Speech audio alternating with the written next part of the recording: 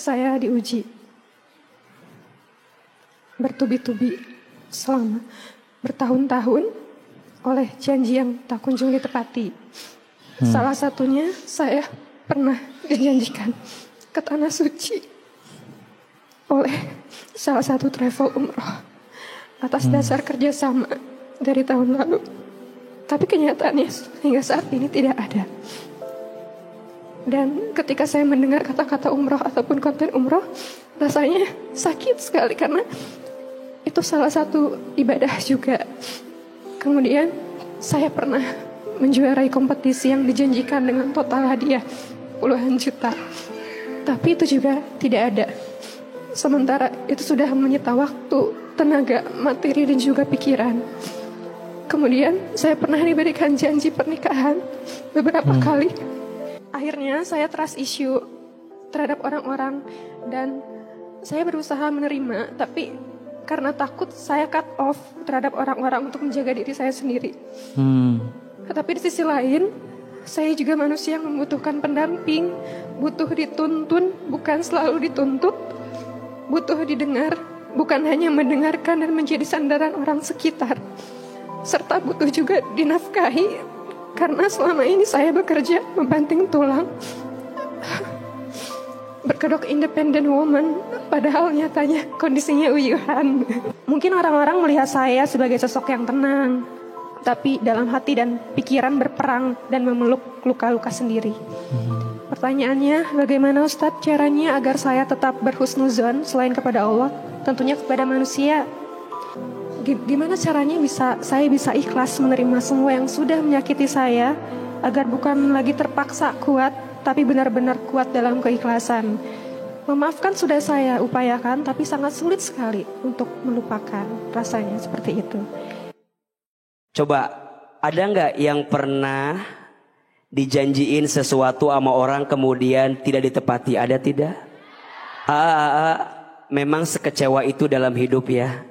Sampai pada titik trust issue, udahlah. Ternyata laki-laki semuanya sama. Teteh, yang hancur itu rencanamu, bukan hidupmu. Yang rusak itu usahamu, bukan masa depanmu. Jelas? Jadi Ahilman berharap setelah ini, mudah-mudahan ya, memang tidak mudah. Tapi mudah-mudahan teteh coba melihat angle yang lebih baik gitu. Tadi Ahilman bilang, Allah tidak mungkin mengantarkanmu pada titik ini kecuali Allah sedang menyiapkan titik lain yang lebih baik untukmu. Lebih baik gagal sebelum menikah, kita ambil pelajaran dan ilmunya agar kita menyiapkan ke depan yang lebih baik. Betul? Betul. Jadi teteh nggak apa-apa yang kemarin nggak jadi, karena mungkin kata Allah dia tuh yang nggak baik buat teteh. Bismillah, teteh harus semangat.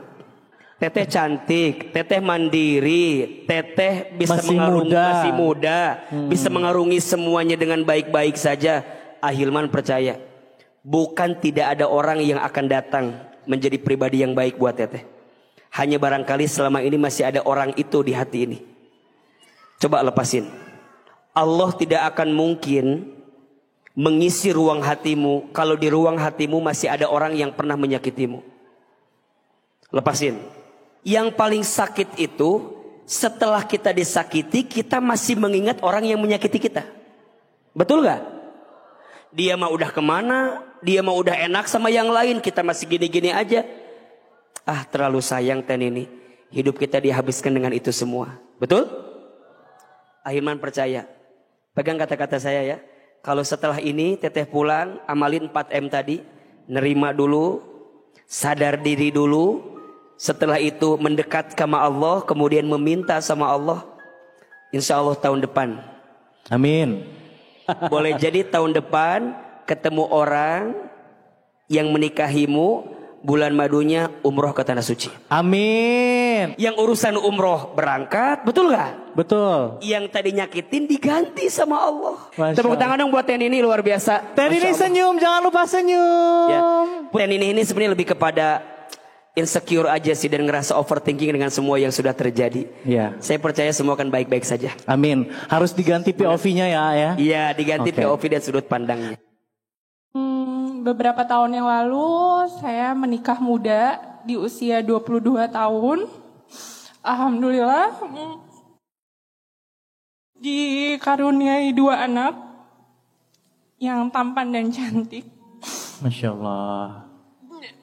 Kehidupan pernikahan kami sangat bahagia. Sampai pada akhirnya 1 tahun yang lalu suami saya hilang. Pergi dan gak ada kabar. Sudah 1 tahun ini. Perginya cuman mampir ke kelurahan, tapi tanggal 4 Mei kemarin tepat 1 tahun dia nggak ada. Sudah lapor juga kami sekeluarga, tapi nggak ada kabar sama sekali.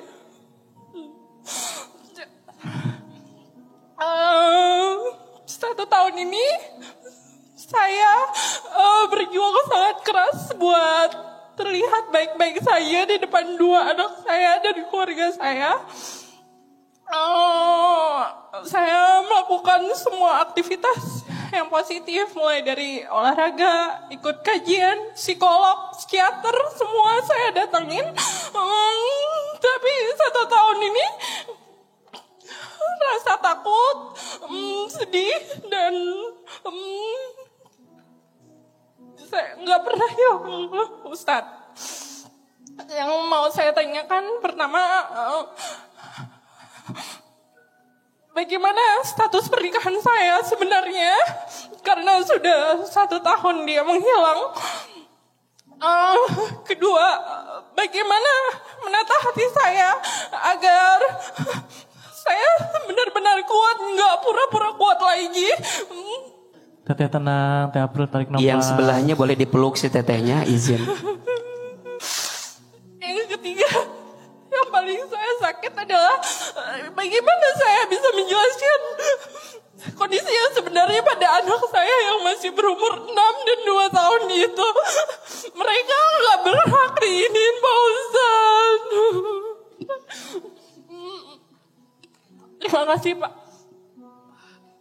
Kita berikan tepuk tangan dan juga semangat untuk Teh April yang sangat luar biasa. Iya.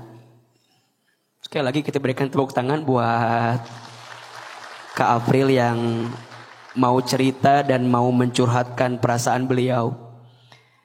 Yang pertama, kita harus yakin ya, tidak ada satupun yang terjadi dalam hidup kita kecuali semua atas izin siapa? Allah.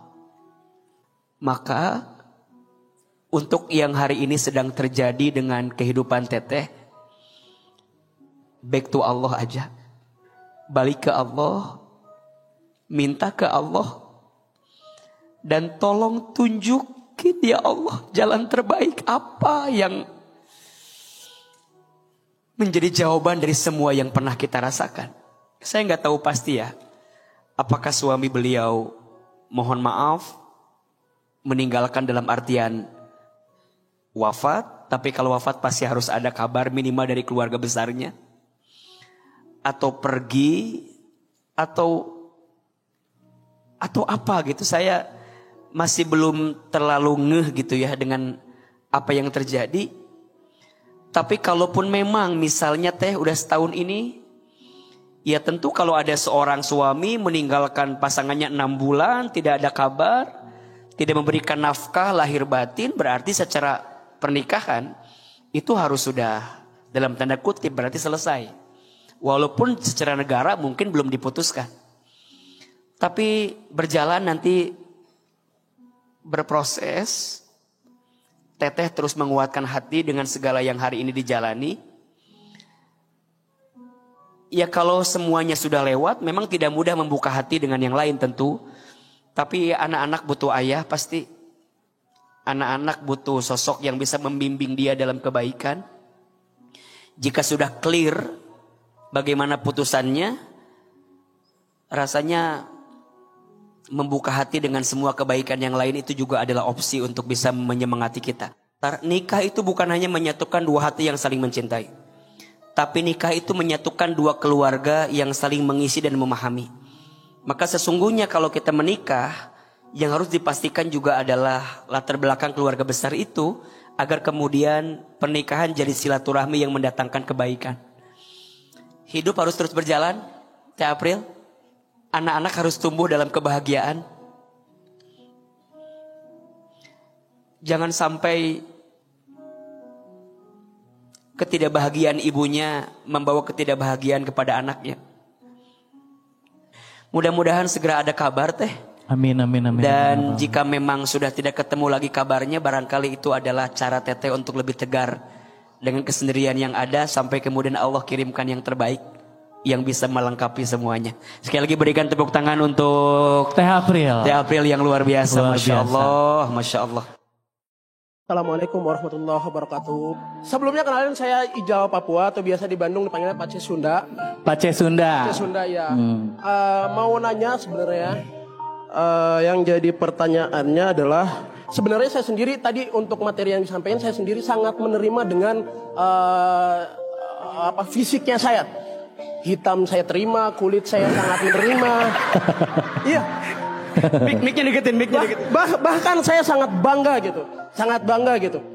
Nah, paling saya mau minta tips, karena saya sendiri menerima, tapi calonnya yang biasa nggak nerima.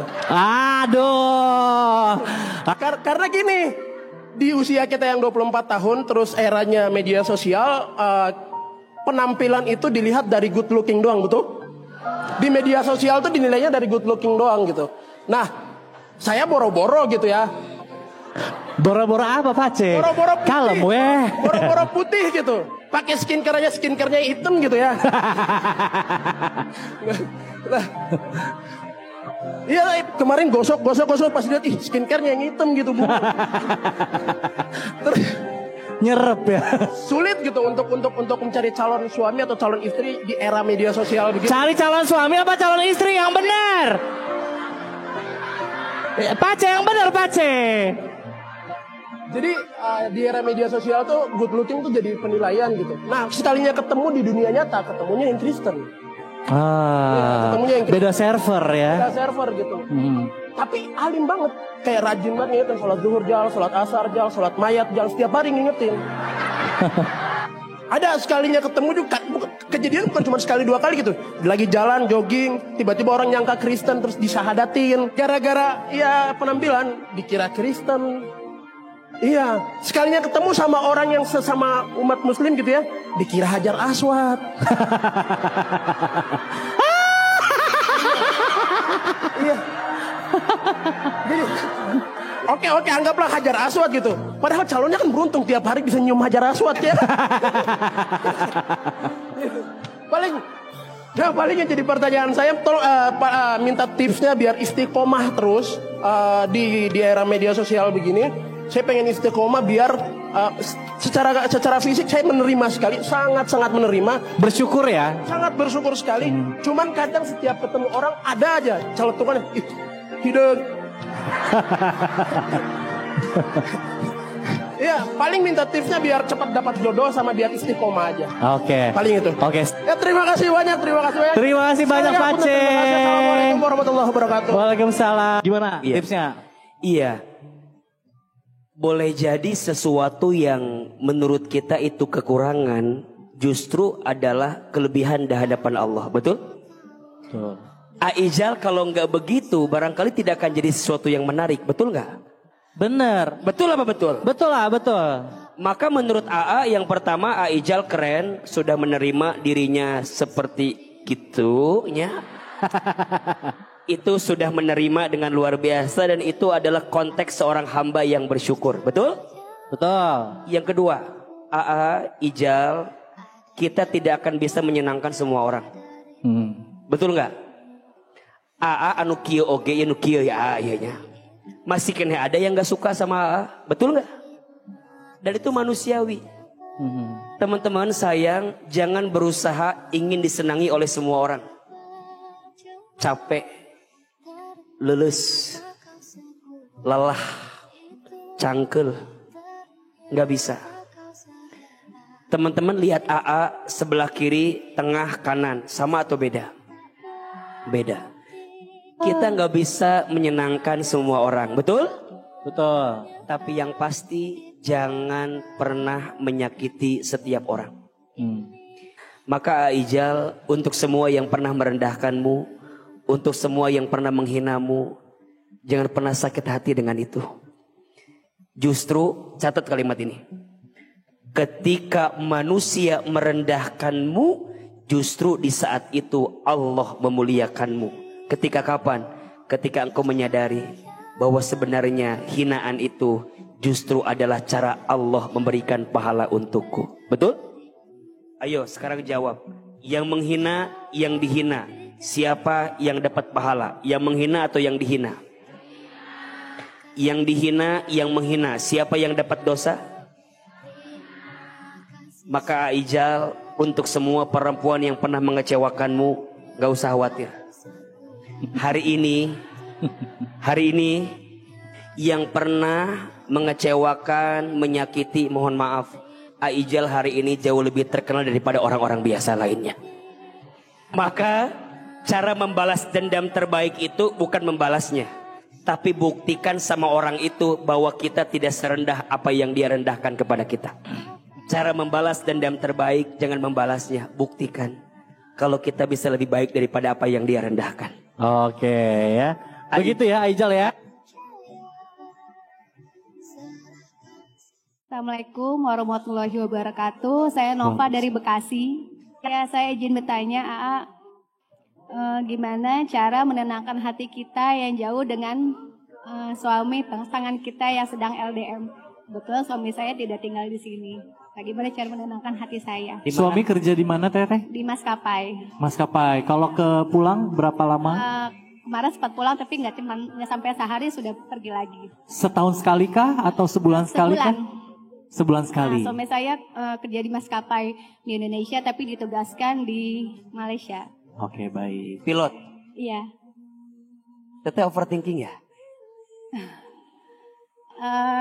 Enggak sih, karena mungkin kesibukan saya kan sehari-hari sama anak-anak. Tapi terkadang kalau saya lagi merasa sendiri, kadang udah perasaan gimana ya gitu dia di sana. Ikut melayang gitu ya? Ikut terbang sama suami kemana gitu kan gitu. Ya, bagaimana cara menenangkan hati saya gitu kalau misalkan saya sedang tidak jauh sama suami, apa mungkin suami saya sedang terbang dan saya sedang di rumah sama anak-anak gitu. Makasih Bapak. Iya, Teteh, saya suka bilang begini ya. Kita itu cerminan pasangan kita. Kalau kita pengen punya pasangan yang baik, maka belajarlah untuk menjadi pribadi yang baik. Walaupun mungkin nanti keadaannya kadang gak sesuai. Tapi tugas kita hanya memperbaiki diri sampai kemudian Allah memantaskan yang terbaik untuk kita. Maka gimana caranya biar tenang? Satu, doakan Teteh. Doakan suami Teteh setiap saat, setiap waktu. Jauhkan prasangka buruk. Ya, di tengah cerita yang viral tentang A, tentang B, tentang C, ya. Saya paham overthinkingnya Teteh seperti apa, tapi saya mau doain aja yang baik-baik. Jadi doain setiap saat, setiap waktu. Salah satunya, kalau mau doain seseorang, ini kata guru saya, kalau mau doain seseorang, sebelum disebutkan namanya, teman-teman baca Asmaul Husnanya, Ya Latif, Ya Latif, Ya Latif 3 kali. Duhai Allah yang maha melembutkan, lembutkanlah hati suamiku. Siapa namanya? Sebutkan. Kata Nabi, ada doa yang tidak akan tertolak. Salah satunya doanya seseorang kepada orang lain tanpa orang lain itu tahu kalau kita mendoakannya. Makanya Teteh gak usah bilang ke suami. Karena di antara doa yang mustajab, doanya seseorang kepada orang tanpa orang lain itu tahu. 2, bikin quality time. Biasanya yang bikin suami itu hilang kendali karena istrinya gak hadir dalam hidup. nanti yang diisi orang lain. Jadi suami itu kalau pasangannya nggak hadir, nanti yang akan hadir adalah orang lain. Dan itu lebih cenderung membuat dia, kok rasanya orang ini lebih hadir dibanding pasanganku. Apalagi terbang jauh kan. Makanya teteh sempetin. Telepon. Video call. 1, doain. 2, perhatiin. Dan yang ketiga, izin ya. Biasanya suami itu senangnya mendapatkan kemuliaan dari istrinya. Ibu harus sering muji suami ya. Sayang, saya tuh kalau nggak nikah sama kamu, saya tuh nggak tahu akan jadi apa hidup saya. Selama ini kamu yang merubah aku jadi lebih baik kayak begini. So kalau dia pulang, teteh hadir buat dia.